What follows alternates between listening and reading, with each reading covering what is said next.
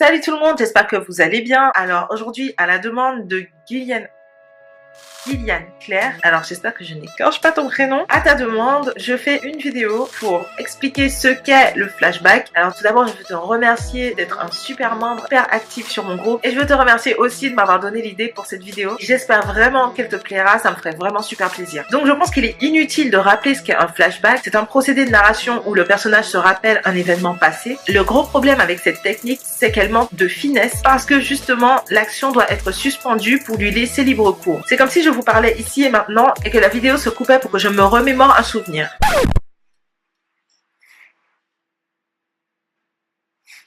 Plus sérieusement, dans cette vidéo, on va parler du défaut du flashback, mais également de 3 façons d'y remédier. C'est parti!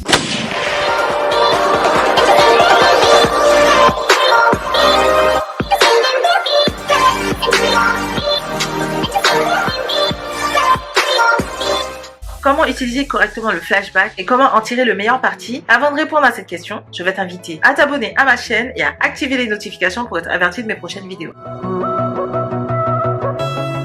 Comme je l'ai dit précédemment, le flashback a la fâcheuse manie de couper l'action. Pour pallier à ce problème, la façon la plus grossière de procéder est de le montrer à travers une scène qui ne mène nulle part, histoire de ne pas couper une action plus importante. C'est absolument la pire façon de gérer son flashback. On se retrouve à fouiner dans le passé du personnage dans un présent qui n'a aucune saveur.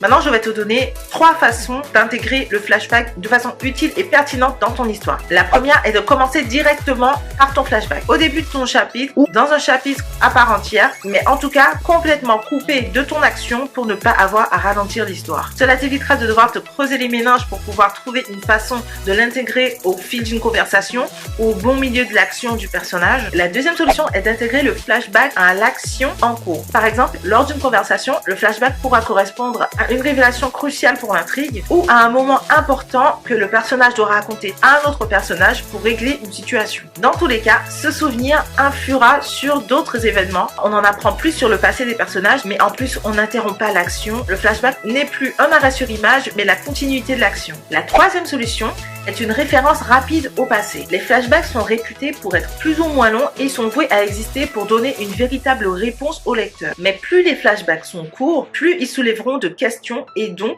l'intérêt du lecteur. En plus, avec pas grand chose, ils permettent au lecteur de dessiner un portrait du personnage qu'ils sont en train de lire. Et la cerise sur le gâteau, c'est que le lecteur ne vous en voudra même pas si vous n'utilisez jamais cette information dans l'intrigue. Pourquoi? Parce que si vous l'avez bassiné avec un flashback de 10 pages, il s'attendra à ce que ce flashback ait une importance. Sauf que si le flashback ne fait qu'une ligne et que vous n'en faites rien, il en déduira qu'il s'agissait d'une information pour pouvoir le troubler et l'amener sur de fausses pistes. Donc voilà, c'est tout pour cette vidéo. J'espère qu'elle t'aura plu. Si c'est le cas, n'hésite pas à la liker. Ça me ferait vraiment très plaisir. N'hésite pas non plus à t'abonner à ma chaîne et à activer les notifications pour être averti de mes prochaines vidéos. D'ici là, je te fais de gros bisous et je te dis à la prochaine. Ciao!